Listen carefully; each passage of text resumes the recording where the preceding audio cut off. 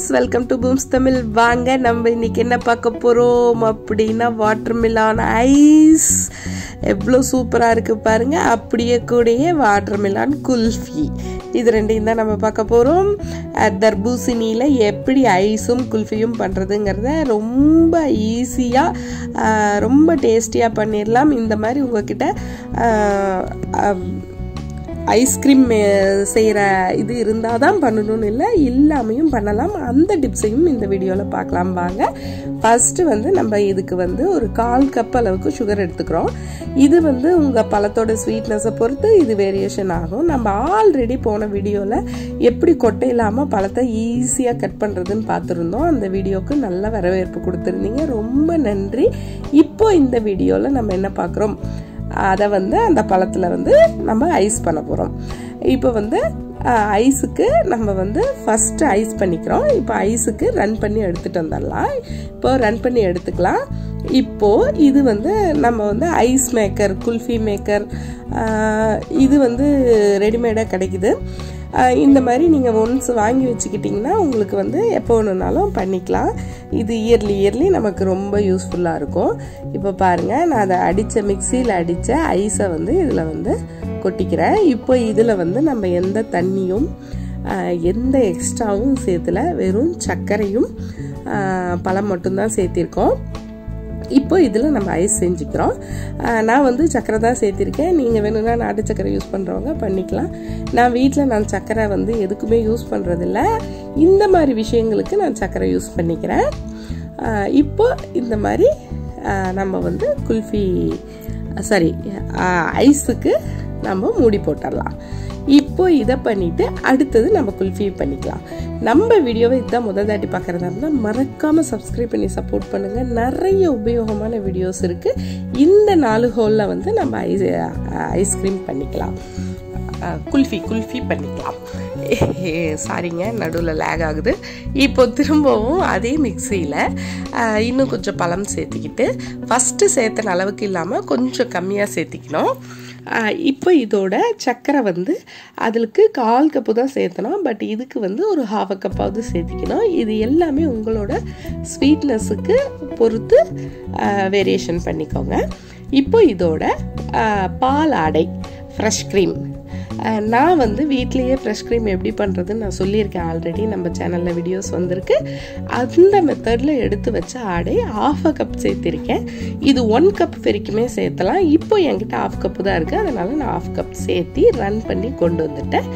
இப்போ நமக்கு kulfi batter ready ஆயிடுச்சு. ரொம்ப சூப்பராக இருந்ததுங்க. அவசியம் ட்ரை பண்ணி பாருங்கள். இப்போ சம்மர் வெயில் கொளுத்துன்னு கொளுத்துதுங்க. இந்த மாதிரி நேரத்தில் இந்த மாதிரி சாப்பிட்டோம்னா நமக்கு கொஞ்சம் நல்லாயிருக்கும், சாப்பிட நல்லாயிருக்கும். இந்த மாதிரி ட்ரை பண்ணி பாருங்கள். இப்போ இதில் நம்ம ஊற்றிக்கலாம். இப்போ இந்த 4 ஐஸ்லேயும் ஊற்றியாச்சு. இப்போ இந்த மாதிரி நம்மக்கிட்ட குல்ஃபி மேக்கர் இல்லை, ஐஸ் மேக்கர் இல்லை அப்படின்னா என்ன பண்ணலாம்? நம்ம ஆல்ரெடி குல்ஃபி வீடியோ பண்ணியிருக்கோம். அந்த வீடியோவில் நம்ம அதுதான் நம்ம சேனலோட ஃபஸ்ட்டு சமையல் வீடியோ. அந்த வீடியோவில் நம்ம இந்த மாதிரி டம்ளரை வச்சு எப்படி பண்ணுறதுங்கிறத சொல்லியிருக்கோம். இப்போது இதுலேயும் அதை ரிப்பீட் பண்ணுறேன். இப்போ பாருங்கள், இதுக்கு மூடி போட்டுக்கலாம். இதில் நம்ம அட்டை, பத்திரிக்கை அட்டை இருக்குல்ல, அந்த அட்டையை நடுவில் ஒரு ஹோல் போட்டு ஸ்கொயராக கட் பண்ணி எடுத்துக்கிட்டு அதை இதுக்கு மேலே வச்சு ஸ்பூனை நம்ம யூஸ் அண்ட் த்ரோ ஸ்பூன், இல்லை ஐஸ்கிரீமுக்கு வருது இல்லை அந்த ஸ்பூன், இல்லை நம்மக்கிட்ட இதெல்லாம் எதுவும் இல்லைன்னா எவர் சில்வர் ஸ்பூன், எது வேணும்னாலும் இன்சர்ட் பண்ணிக்கலாம். இப்போ இந்த மாதிரி இன்சர்ட் பண்ணி இதை இப்படி வச்சிட்டிங்கன்னா அந்த ஸ்பூன் ஆடாமல் சென்டரில் அப்படியே நிற்கும். அதுக்கு தான் இந்த அட்டை. இந்த மாதிரி நீங்கள் ஃபிக்ஸ் பண்ணிவிட்டு இதை நீங்கள் ஃப்ரிட்ஜில் வச்சு நல்லா ஒரு 24 ஹவர்ஸ் விட்டு எடுத்திங்கன்னா சூப்பராக ரெடி ஆகிடும். இன்றைக்கி வச்சிங்கன்னா நாளைக்கு சாப்பிடுங்க, இல்லை நாளான்னைக்கு எடுங்க. அந்த மாதிரி எடுக்கக்குள்ளே நல்லா உங்களுக்கு ஐஸ் கட்டியாகி கிடைக்கும். இப்போ இதை டேப்பில் பேக் சைடு ஒரு டைம் அப்படி காட்டி தண்ணியை நனைச்சி எடுத்துட்டு அதுக்கப்புறம் எடுத்திங்கன்னா ஈஸியாக வந்துடும். இப்போ பாருங்கள் எவ்வளோ சூப்பராக வந்துருச்சு. அப்படியே பார்க்கக்குள்ளேயே சாப்பிடணும் போல் இருக்குல்ல. அவசியம் செஞ்சு சாப்பிடுங்க. ரொம்ப நல்லா வந்திருந்தது. இப்போது இதில் அடுத்ததாக ஒரு முக்கியமான டிப்ஸ் இந்த இடத்துல. இப்போது பாருங்கள், இப்போ அடுத்தது எடுக்கிறேன். இதுவும் நல்லா வந்துருச்சு. பட் இது எனக்கு வரலை. என்ன ஆச்சு, அந்த குல்ஃபி செட் ஆயிடுச்சு.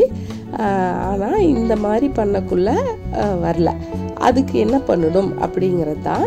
இப்போ இதை அந்த குச்சி நல்லா பூரா கழுவி எடுத்துக்கணும். கழுவி எடுத்துட்டு அந்த இடத்துல நம்ம வெறும் தண்ணி, குடிக்கிற தண்ணியை ஊற்றி அதை திரும்ப க்ளோஸ் பண்ணி நம்ம திரும்ப மறுநாள் எடுத்தோம்னா உங்களுக்கு நல்ல கெட்டியாக அது பிடிச்சிக்கும். நம்ம ஐஸ்கிரீமோ ஃப்ரூட்ஸில் பண்ணக்குள்ள சாஃப்டாக இருக்கும். பட் இந்த மாதிரி பண்ணக்குள்ள உங்களுக்கு நல்ல கெட்டியாக பிடிச்சிக்கும். அந்த மாதிரி ஈஸியாக நீங்கள் திரும்ப குல்ஃபி மோல்டுலேருந்து ஈஸியாக எடுத்துடலாம். இந்த டிப்பு உங்களுக்கு அவசியம் யூஸ் ஆகும்னு நினைக்கிறேன். இந்த வீடியோ உங்கள் எல்லாத்துக்குமே உபயோகமாக இருந்திருக்கும் அப்படின்னு நினைக்கிறேன். இந்த வீடியோ பிடிச்சிருந்தா மறக்காமல் ஒரு லைக் பண்ணுங்கள். நம்ம சேனலை இதுதான் முதல் தாட்டி பார்க்குறதுனால மறக்காமல் சப்ஸ்கிரைப் பண்ணிக்கோங்க. இதே மாதிரி பல உபயோகமான வீடியோக்களோட அடுத்தடுத்த வீடியோவில் சந்திப்போம். வேறு எந்த மாதிரி உபயோகமான வீடியோ வந்தால் நல்லாயிருக்கும்னு சொல்லுங்கள், அதையும் பார்க்கலாம். பாய்.